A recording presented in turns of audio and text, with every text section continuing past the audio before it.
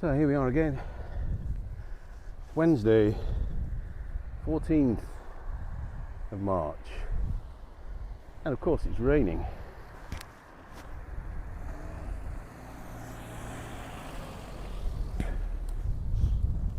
Only a little bit.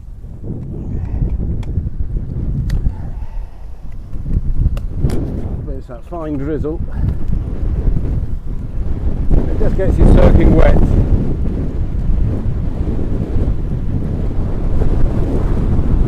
The forecast was for no rain. They got that wrong, as usual. Got a feeling it's going to stop there in a while, so halfway around it might be nice and sunny. Fingers crossed. At least I'm out on the bike.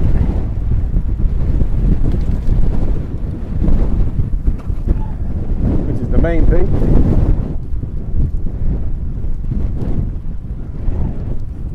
Going to head through Petham and up through Bodam. My new favourite route. Haven't done it for a while. Take through Y and back through the dirt track back into my stall. It's a good ride. So long as the rain stops. That river on my right, usually that's not a river. Usually that's just a dry ditch. Thinking how much rain we've had.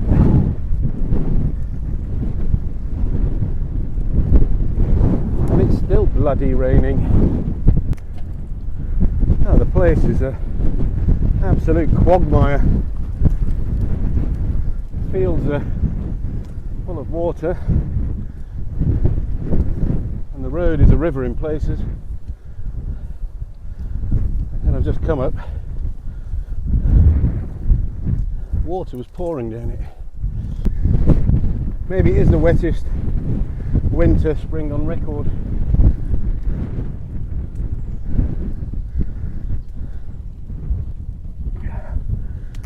But then again, we're just talking one lifetime, aren't we?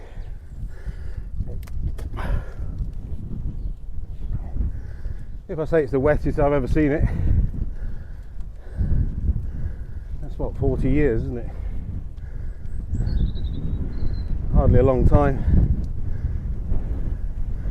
Records go back, what, 100 years, 120 years? So, unlikely it's the wettest ever. But it's definitely wet and boggy and muddy. But this is being a cyclist.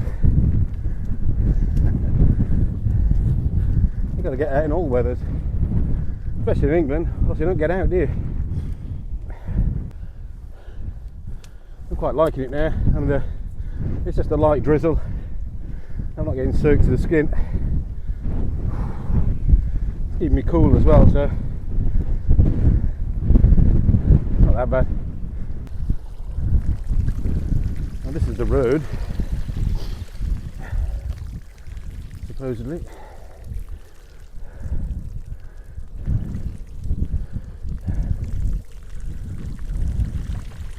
And there's not much traffic. I'm gonna get my feet wet here.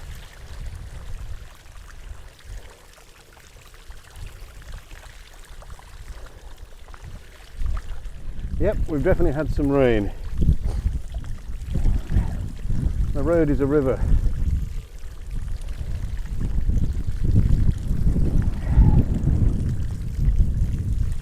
It's not up to my feet though, that's good.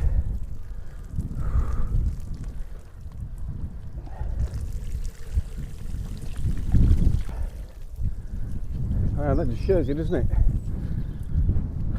Never seen the road like that in all those 2 years that I've been riding it.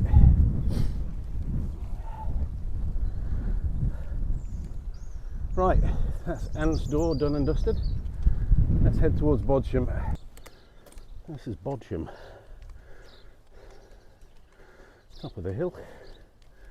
Not much here. A redundant telephone box. Now a library. Post box. A couple of farmhouses. That's your lot.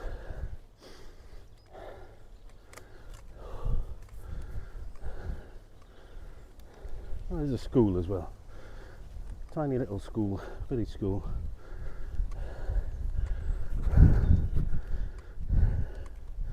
One of those classic schools that have all but disappeared.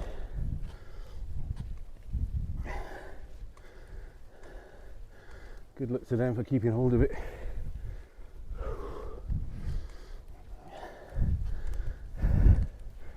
what you want is a small community school, not a great big comprehensive thing like what I went to. Even a junior school, thousands of kids. Cartha Junior School in Sheffield, that was my school. Followed by Newfield Comprehensive, which I believe has been demolished now.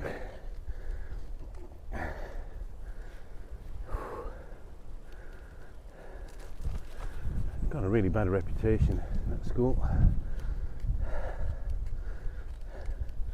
It's fine when I was there, I think, but later, full of nutters. Yeah, that's it, through Bodam. We're now heading towards Y. I knew the weather would clear up. Rain's gone, a bit of sunshine now. It's perfect. Which is good because the rest of the week and the whole of next week looks like rain again. Come on, weather forecasters. Just predict some nice weather. There's not been much in the news last couple of days. The main thing, I suppose, has been the Princess of Wales and the fake photograph. If anyone's bothered about that. Why is anyone bothered about that? I don't care if it's fake or real. I have no interest in them whatsoever.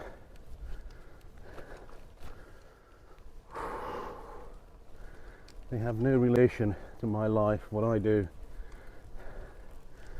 Not a thing. I don't care. I mean, yeah, as another human being, I care if she's sick or well. I mean, she's got kids. I wouldn't wish her any harm, but I don't really care about photographs. I mean, obviously she's been ill, very ill by the sounds of it. She's had a nasty operation. You can probably guess what it is. It's probably a hysterectomy. And obviously she's not going to look very well for a couple of months, is she? So why do they feel the need to send out a picture showing that she's well when she's clearly unwell? Is anyone bothered? Clearly some people are. It just goes to show you, doesn't it? Those people had the best of everything. They've had the best food, the best medical care, the easiest life, to be honest, just waving your hand around. They've hardly had a strenuous life, have they? And even they can fall foul to ill health with the best of everything. Well, I'm going to head down here and pick up the road to Y. So, up at the top of the Y Valley, Devil's Mixing Trough on my left. I'm not going to walk down there though, it's going to be a complete bog. Save that till the summertime.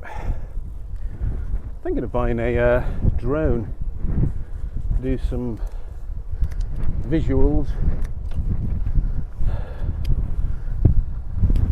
The visual of that would be amazing, because you don't get the perspective just from a camera. You've got a drone flying over it. Look amazing. And some of the other places I'm cycling as well, it would be quite nice.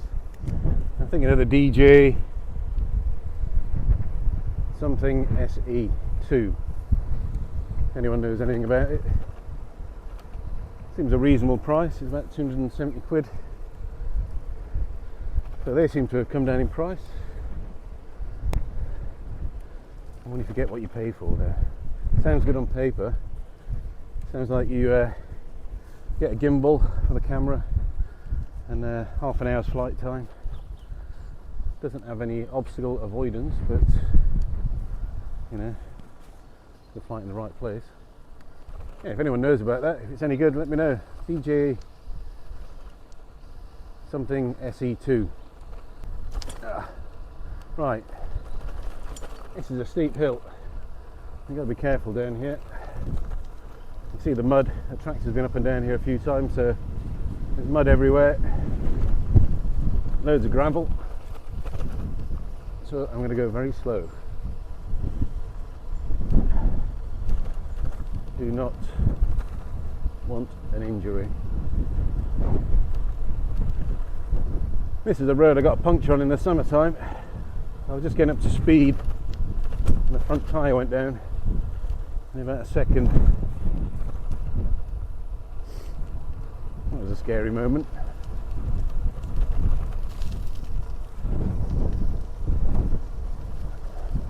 Yeah, when your front tyre goes, that's the worst, isn't it?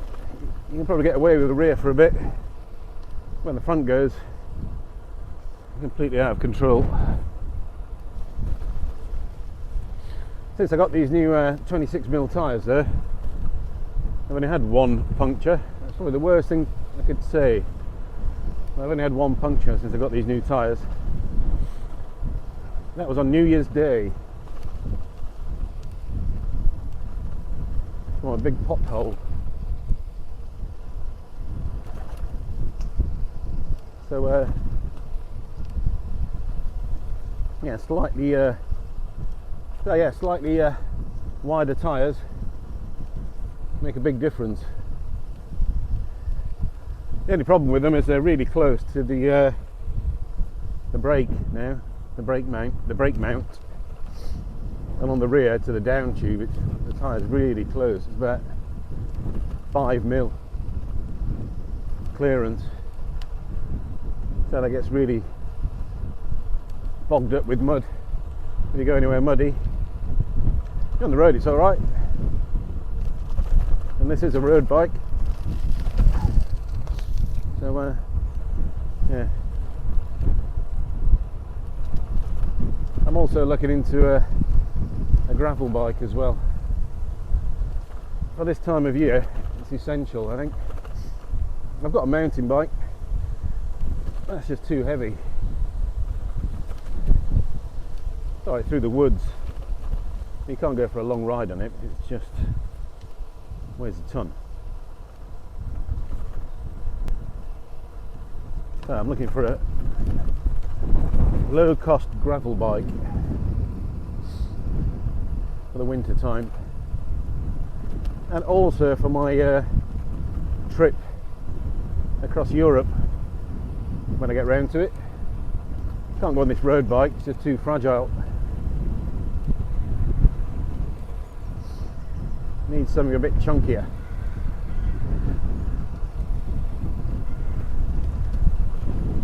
I'm going to turn right here. Nothing behind me.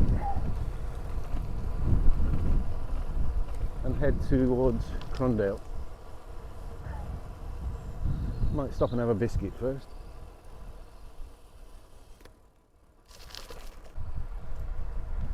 I believe there's a car behind me.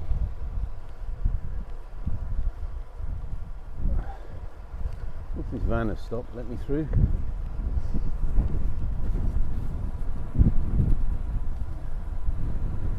That's good. Don't stop for me though. Chat.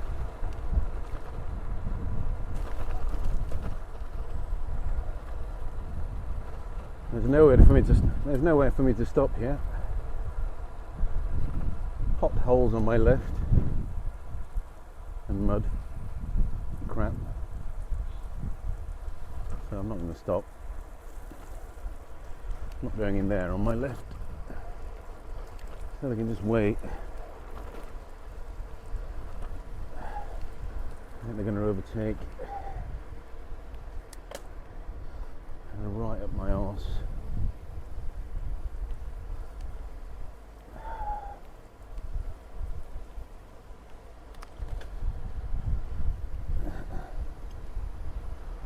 I can hear you, mate. There's nowhere to go.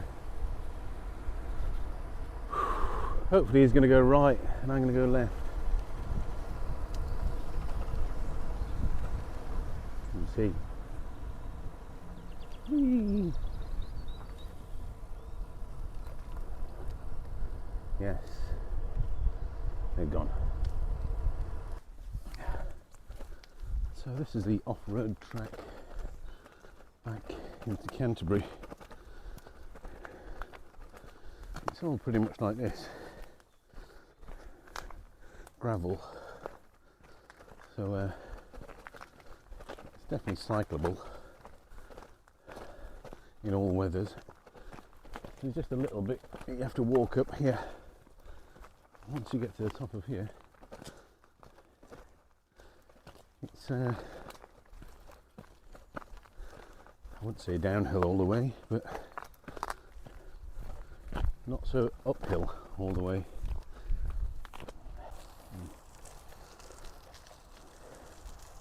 Something's not sounding good. I think it's just mud stuck between the brake and the tyre.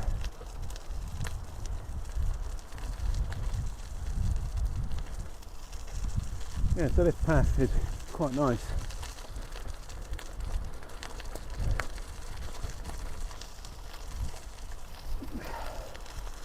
Drains quite well, so there's not a lot of mud along here, just gravel.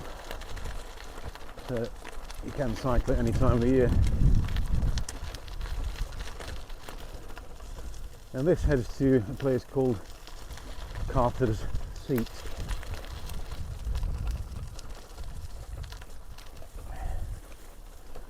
It's a, I'll show you. It's basically it's a seat. It's basically just a seat that was built for one of the people that was instrumental in the development of this pathway. I think she negotiated with the council and the landowners to get this path, this cycle route constructed. She passed away sadly, but thanks to her we can ride along it. It's a bit hilly in places, but nothing too strenuous. So that's it, that's Cartha's chair. Welcome to Cartha's Seat, in memory of Cartha, who well, helped build this cycle path, or helped in its development anyway. So over there's Chilham Castle. Up there's where I'm going, up to Canterbury. And back down there, that's the way to Wye. Great cycle route if you live in this area. Yeah, let's have a sit down. Thanks, Cartha. Ooh. This is the muddiest bit. It's not that bad. Just a bit of leaf litter and stuff.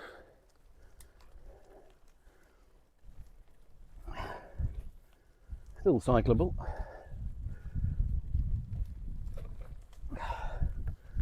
Unfortunately, motorbikes sometimes come along here. They're not supposed to, but they do. So you've got to have your wits about you.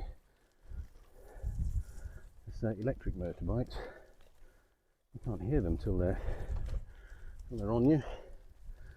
Oh, come on, up this hill. Not so bothered about e-mountain bikes. They're not going so fast, but some of the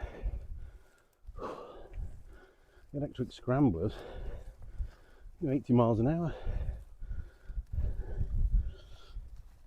lethal.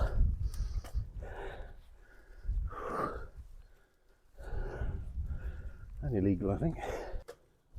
So back on the road again, and just coming into my stall,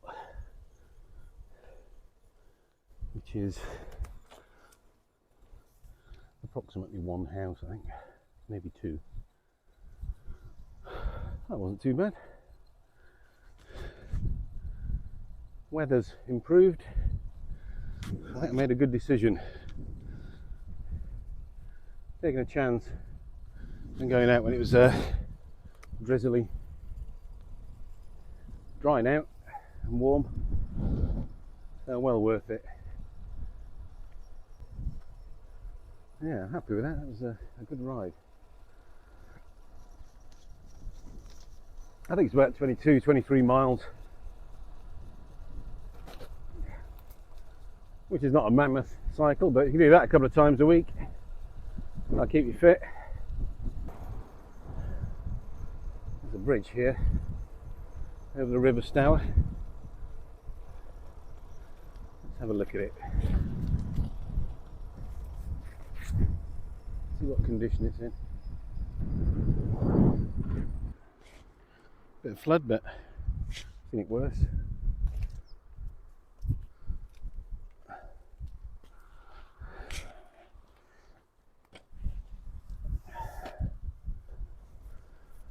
So I think I'll call that a day. A good 25 miles in the bag.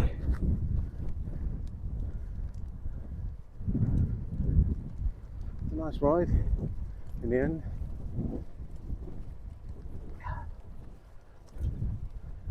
Once the rain stopped, there's a cormorant there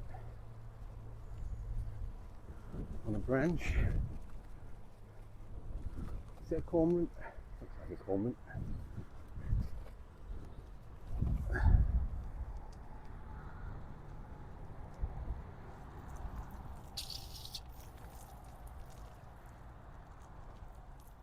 Yep, so I'll see you on the next one. Cheers, bye.